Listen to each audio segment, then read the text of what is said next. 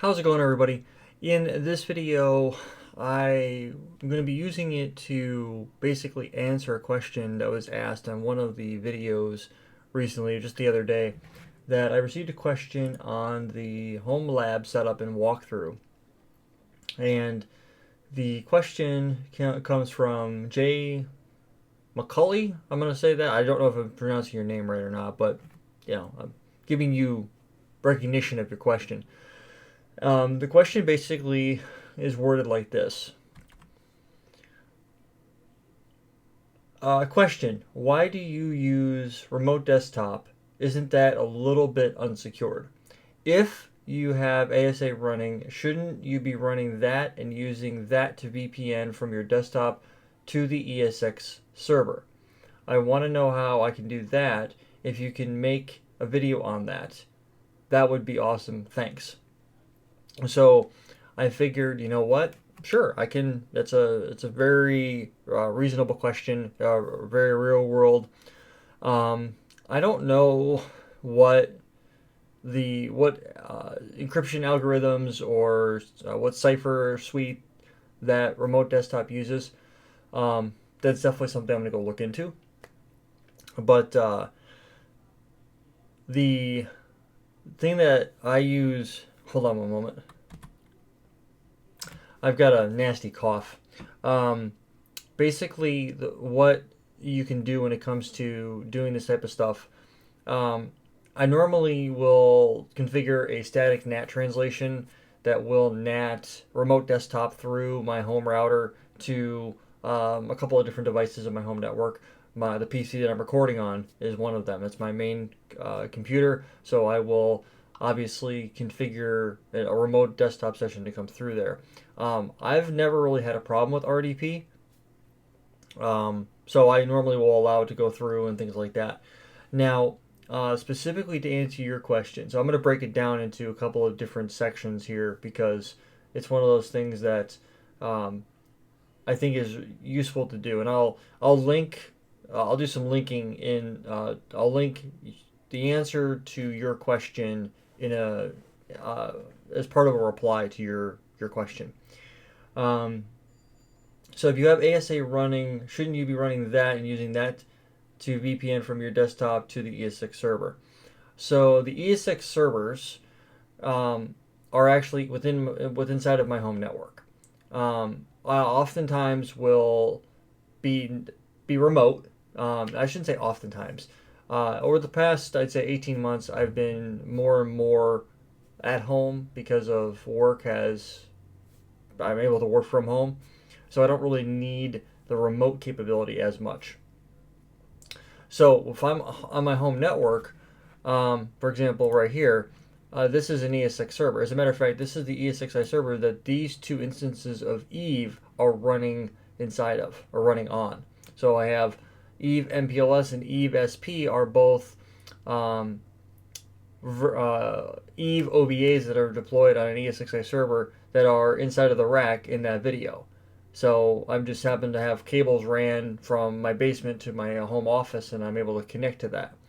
Now, if you are outside of your home network, or you're not at the office, then it would make sense for you to VPN into the office, whether that's through SSL VPN or through a AnyConnect client. SSL VPN is simply going to use the web browser to accomplish the goal. Now, if I am outside of my home network, let's say I'm in Texas, or I'm in California, or in Florida, or wherever I might travel to, or I might even stay in Wisconsin. I might go up towards, upper Wisconsin, Green Bay area, maybe even Eau Claire or La Crosse in the northwest Wisconsin by Minnesota. Regardless of where I go, using a VPN to connect into my home network would make a lot of sense. Do I have that set up currently? No, I don't. And oftentimes I have a laptop and things like that, and I can configure. I've got stuff set up to where I can allow traffic through my home network. So long answer, short question. So what I will show you in this video, to make sure I hit all the bullet points, is you want to know how to use a VPN to connect to something behind the VPN gateway. In other words, you want to be able to go from Win1 here, hit the ASA here, and then be able to remote desktop into this PC right here. That's what I'm going to show you how to do. Now, full disclosure here, this is the PC that I'm going to be connecting into. I was doing some testing and stuff like that prior to this, but I have everything squared away and running. I'm going to go ahead and I'm going to do a demonstration with this for you so that you'll know what's going on, because it's a legit question, to be honest with you, and I am planning on putting together a series of videos on how AnyConnect works and SSL VPN, because when I first started studying it and learning it, I was like, I had no clue how to get anything to work. There was a steep learning curve for me. So let me go ahead and bring out the command line. Now, one thing I've already got running is I already have AnyConnect running. It's already been configured. It's ready to go. I'm going to go through the final steps in order to get it operational, just so I can demonstrate what's going on for you. So the very first thing that we'll have to do, if you're going to be running AnyConnect or you're going to be doing any type of remote access VPN, because you don't have to use AnyConnect if you don't want to, but I find it easier depending on the application. So for example, if you want to be able to hit a remote desktop connection behind an ASA or an FTD device, then I tend to gravitate towards a client-based VPN like AnyConnect or the legacy Ike V1 VPN client. And the reason why I went that way with it is because if you're using the web portal and then you're using bookmarks and plugins inside of the ASA web portal, then it's not a true connection. Will it work? Yes. Will you be able to remote into something and execute things? Absolutely. Is it as feature rich as a remote desktop connection? No, it is not. So I'll be demonstrating those in upcoming videos, but this is basically what I wanted to go through and show you. So if I hit dir, here I have the AnyConnect image already uploaded to the drive. So I have it installed on disk 0, so the hard drive of the ASA. You're going to need this if you plan on allowing other devices to remote desktop or connect to your behind the ASA, or if you want to allow client-based VPNs, you're going to want this in there, and you just have to upload it. You can use the ASDM to connect to it. There's that piece. The next step is going to be the web VPN configuration. So, show run web VPN. So the configuration is pretty simple. You simply go in and enable the web VPN service, and you tell it which particular interface you're going to enable it on, and then you tell the web VPN service which particular if you want to use AnyConnect, which particular AnyConnect image should you use, because you can have multiple AnyConnect images uploaded to the directory or to the hard drive of the ASA, and then you can upgrade your clients on a Windows, Linux, or Mac basis, which is kind of nice. I've done this plenty of times where a new version of AnyConnect comes out, we test it internally, we make sure it does everything we want it to. Maybe it's got a feature that we were waiting on, or there's a bug fix, and then I don't have to wait, and I can just download the appropriate files. I can upload them to the ASA, and then voila, everybody just has to connect into the ASA through remote access VPN, and voila, they're good to go. Then you make sure that you would specify AnyConnect is enabled. There's actually a wizard, and I will show you the wizard. The wizard is pretty easy to go through. If you're in the ASDM, it's actually really simple to go through. It's my go-to. Let me go ahead and find the ASDM. There it is. I typically use the wizard whenever I set AnyConnect up, only because of the fact that it's one of those things where I have not spent enough time on the command line for ASA to know it as well as I would for iOS. So Contrary to popular belief, there's a lot of things about Cisco networking that I don't know, and this is just one of them. I'm not as comfortable in it as I am in like BGP, OSPF, EIGRP, so on and so forth, or site to say basic site to say VPNs. So I'm working on fixing that though. So here we have the ASDM. You would use this to connect into the ASA and have a GUI to work from. So basically, if I wanted to go configure an AnyConnect VPN on the ASA, I would go to Wizards, VPN Wizards, and then AnyConnect VPN Wizard, and then it would walk you through the steps, and you just follow the next until you're all the way done, and then you'd be in good shape. After you've accomplished all of those, then you will have a functioning AnyConnect VPN deployed. Then you'll be able to go through and make modifications as you're going along. There's a lot of little nerd knobs that you can turn on and off, and I plan on, I've been wanting to do this for a while, and I figured I'm going to slowly work my way through all the details because there's just a lot of stuff to cover on all the different security platforms.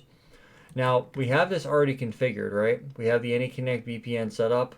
We have WebVPN deployed and stuff like that. So what I'm going to go do is I'm going to go ahead and I'm going to bring this down, and I'm going to have a show VPN session database AnyConnect and hit the enter key. Right now we don't have any active sessions, but I'm going to keep that there so that when it comes time to actually go through and verify what's going on, we'll have a functioning verification. So I'm going to actually move that up here. I'm going to have Win1. Win1 is sitting over here. Let me go full screen. This is Win1 right here. This is the device we're going to be using to connect to the ASA with, which is this guy here. And then we have Win over here. And Win is this guy right here. So we're going to go ahead and drag him over as well. So the goal here is for this device here to take over this device here on the right. Now I already have AnyConnect installed and ready to go. So I'm going to go ahead and hit the up arrow here and hit this guy right here. Now I've already tested this. It does work. So what I'm going to go ahead and do is I'm going to hit connect. And it'll take a moment or so, but once it connects, we'll be prompted for a username and password. The username and password would have already been configured, and the VPN wizard would have been tied to it. Now, what we're getting is here's a untrusted service certificate. Basically, the ASA has a self-signed certificate configured on it. So we're going to say, you know what, we don't care. We just want to connect anyway. Now, I'm going to go ahead and enter the password of Cisco, because that's the password I chose for this particular user. I'm going to click on OK. Now, that information is passed to the ASA. The ASA receives that information and then begins going through the process of updating the information. It checks to see if there's a newer version of AnyConnect. It looks to see if there's any newer profiles that it can download. And now I'm on the VPN, right? The VPN is connected. If I hit the up arrow and I go here, we can see that we are connected to 102.0.0.2. If I come up here and hit the enter key, I have an active VPN session, which is awesome. I have all that working. So this is what you would want to see. This is a good sign. And if I do VPN session database and I do a detail for AnyConnect and I hit the enter key, you're going to see a little bit more particular data. So really what this is showing you is what's actually happening here. So if I come down here to the detailed, we're going to see this is the IP address that's been given to Win1 because in AnyConnect VPN, you install a client, it's a software client on the PC, and then that particular device, that client is actually what gets the IP address. And then we can see that we have two different tunnels. We have the hashing and the encryption. We have a DTLS tunnel, and we have an SSL tunnel. If we scroll down here a little bit, this first tunnel here is the AnyConnect parent. And if we look through here, we see that everything looks pretty squared away. We know who we're coming from and stuff like that. The SSL tunnel, this is going to be any type of TCP communication. Okay, this is going to be communication that going over uh, for like web browsing and things like that. And then we also have a DTLS tunnel. This is for any type of real-time traffic, so voice and video over the VPN client. And we can tell based off of this attribute right here on the Ssl tunnel which version of AnyConnect we're using and things like that. We're using pretty strong encryption, AES GCM 256 with a pretty strong hash. So pretty much Suite B encryption. So pretty solid stuff. So now we validated that the VPN connection is up and running and ready to go. What I'm going to go ahead and do is I'm going to come over here to this guy. I'm going to go ahead and minimize him to the minimize him. And then I'm going to come over here to the start menu. I'm going to go type in CMD. And I'm going to go and I'm going to ping 10.1.100.10.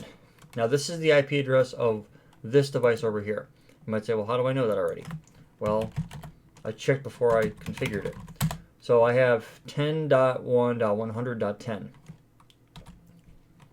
Since I know I have this IP, I can hit the enter key, and you can see a active ping. Now that ping is coming from Win1, going through over the VPN tunnel to the ASA, being unencrypted, and then being passed off to Win over here on this side, and he is then taking that information and he's doing an echo reply. That information is going back over to Win1 who originated it. And you might say, well, okay, well, how does Win know where to send the traffic? And that's a great question. I'm glad you asked. If you do a show route, one of the things that's going to end up happening on the ASA when you set up SSL VPN is this thing known as reverse route injection, which is what this guy right here is. Reverse route injection basically means that if you are, once you're authenticated and you're an active VPN connection like we have right now, what's going to end up happening is the ASA will automatically inject static host routes. You know, notice that it's an IP with a /32 subnet mask, and what it's doing is it's connected by VPN. Now what that basically means is I can take this information and I can redistribute that information into a routing protocol, and then I can populate that to the rest of my routing domain. What that basically will mean is whenever traffic from the from Win, when traffic goes from Win back to the ASA to this destination, it's going to notice send it out towards out towards Win1, and that's how this ping was able to work. Now that just proves that we have end-to-end connectivity between the PCs. Now the real test will be the remote desktop connection. So if I click on remote desktop, I have already tested this out. Again, it does work. I have confirmed that. I'm going to go ahead and click on connect. Now it's going to take a little bit of time because this is a virtual lab. And so I'm going to go ahead and type in the password. And after a couple of moments, I don't know exactly how long it will take, probably about a minute, what's going to end up happening is we will start to see this guy over here. We'll start to see this desktop, and actually both desktops will change. And after a short period of time, you'll see Win over here on the right. This desktop right here, this desktop will go away and be just a login prompt. This one here will show a remote desktop screen on it, and just okay, now we got the certificates being exchanged. We're going to go click yes. And then it'll go from securing remote connection to configuring remote connection, and eventually we will go through the process of seeing the desktops change. So I could speed this process up a little bit if I had a slightly more powerful router in the middle, but for the most part, this is acceptable for most cases. So here in just a moment or so, we should be able to we'll start to see that connection come across, and there it goes.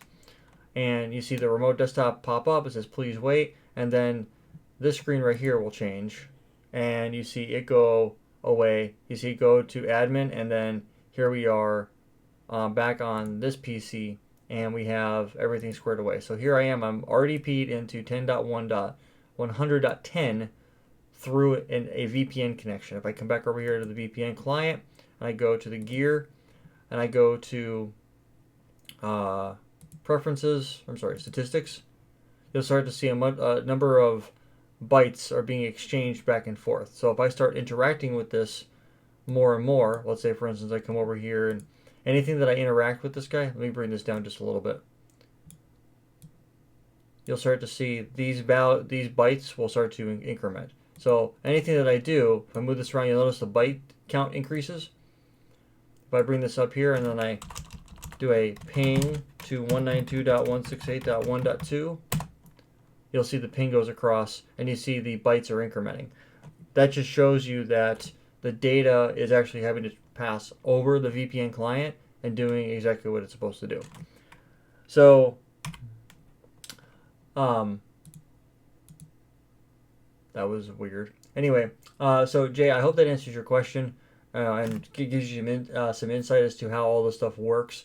You have some valid points. That's why I thought they were worth talking about and bringing them up. If you have any more questions, feel free to let me know, and I will be happy to answer them the best way I can. And usually it's a video type response. So until next time, guys, thanks so much for your questions, and until next time, guys, take her easy.